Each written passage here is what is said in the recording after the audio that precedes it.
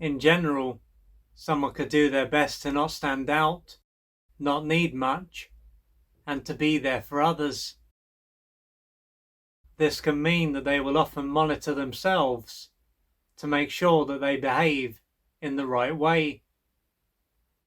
Due to being this way, it is likely to mean that they won't receive a great deal of attention, will overlook a number of their needs, and will be caught up in the lives of others. But even if this is the case, it doesn't mean that they will have a strong need to change how they behave.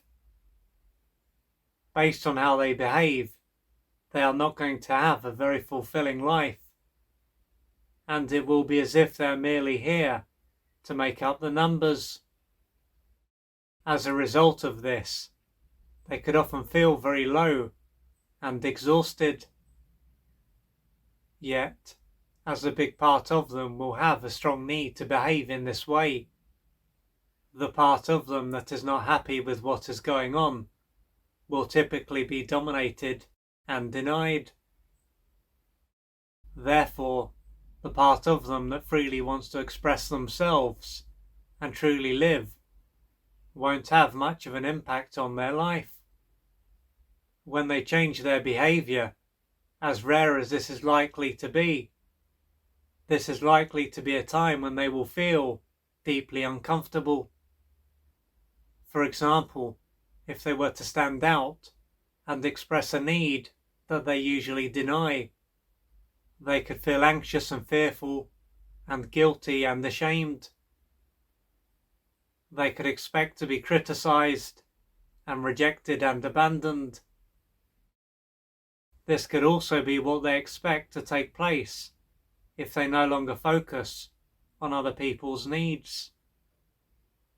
With this in mind, it will be as though it is only possible for them to be accepted and survive if they blend into the background and act like an extension of others. If, on the other hand, they dare to act like an individual who has their own needs and feelings, they won't be accepted and their life will come to an end. To say that they will merely be existing and going through the motions will be an understatement. Having to make sure that they don't act like an individual and are selfless is going to take a lot out of them. The truth is that they deserve to be here, to act like an individual, and to have their own life. For them to live a life that is worth living, though, they will need to have a healthy sense of narcissism. In other words, they will need to know that they are worthy of receiving attention, that their needs are not bad, and that they don't need to solely focus on the needs of others. Additionally, that they have the right to say no and feel good about themselves.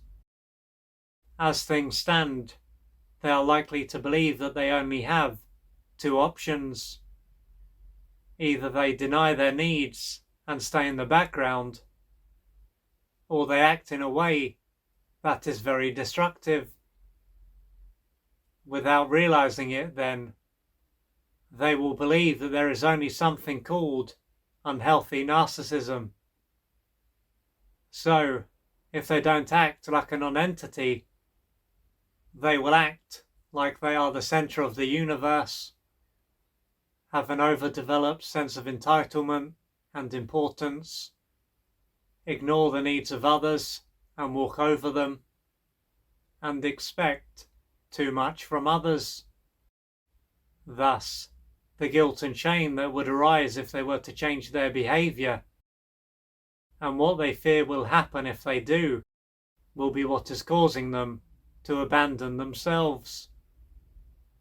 If this is just what is normal, and they have more or less always been this way, it is likely to be due to what took place during their formative years.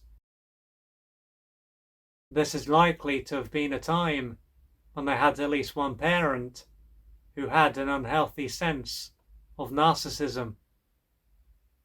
Consequently, this parent is likely to have just about always needed to be the centre of attention, had an overdeveloped sense of entitlement and importance, walked over others and disregarded their needs in the process, and expected too much. Furthermore, they would have lacked empathy and the ability to attune to others. How they ended up would then have partly been a result of what this parent was like, and partly been a consequence of the fact that they missed out on the love that they needed to grow and develop in the right way. Of course, as this parent was unable to truly see them and give them what they needed, they would have been deeply wounded. Still, while it would be easy to say that they just happened to go to the other end of the spectrum, there is likely to be far more to it. There is a chance that they were and are at least somewhat sensitive, and had and have a well-developed ability to empathize. The truth is that there is nothing inherently wrong with their needs, and they have the right to not only have a sense of self, but to have their own life. What they can keep in mind when it comes to their fear of being like their narcissistic parent is that they themselves have the ability to reflect on their behaviour. So, if they do have moments when they go to the other extreme, they are likely to soon realise this and correct their behaviour. Most likely, their narcissistic parent didn't have this ability, which is why they were so destructive and didn't change their behaviour. So with that said, if in general you hide yourself and act like a non-entity and don't have much of a life yourself because you fear coming across as narcissistic, then this may mean that you missed out on what you needed during your formative years because you had at least one parent who was overly narcissistic, and this would then have caused you to develop a negative relationship with your own needs, your own feelings. So you'll need to be seen to have your own life, to feel good about yourself, to say no, and to do all the things that will allow you to live a life worth living.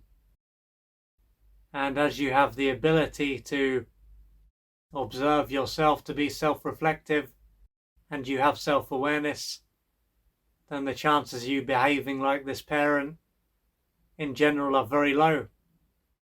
Because through having the ability to self-reflect, even if you do act in a destructive manner, you are likely to soon realise this and to change your behaviour.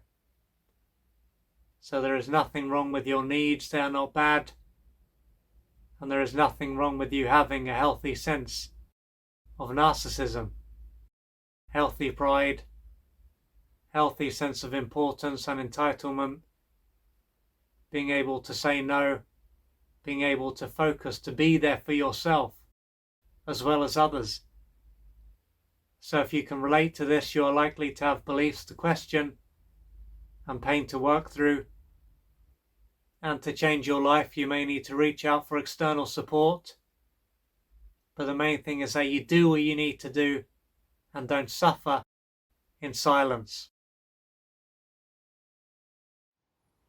If you would like to find out more about the services that I offer, please go to www.oliverjrcooper.co.uk or email me at info@oliverjrcooper.co.uk, and I'm looking forward to assisting you on your journey.